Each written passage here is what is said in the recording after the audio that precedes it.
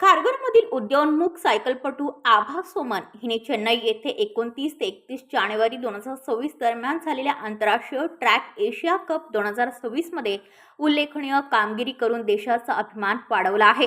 खारघर पनवेल येथील 17 वर्षीय आभाने उत्कृष्ट जिद्द आणि वेग दाखवत भारताचे प्रतिनिधित्व केले।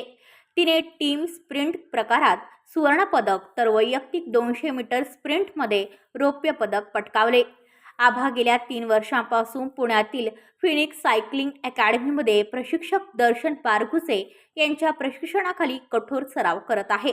या आंतरराष्ट्रीय यशापूर्वी तिने विविध राष्ट्रीय स्पर्धांमध्ये 10 राष्ट्रीय पदके जिंकून भारतीय ट्रॅक सायकलिंगमध्ये आपला ठसा उमटवला आहे।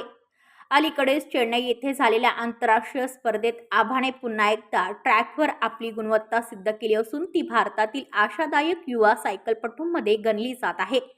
तिच्या या यशामुळे नव्या पिढीतील अनेक इच्छुक खेळाडूंनाही प्रेरणा मिळत आहे। ब्युरो रिपोर्ट खारघर, पनवेल वार्ता न्यूज।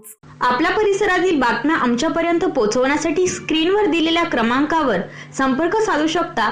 दूरध्वनी क्रमांक 8652414343।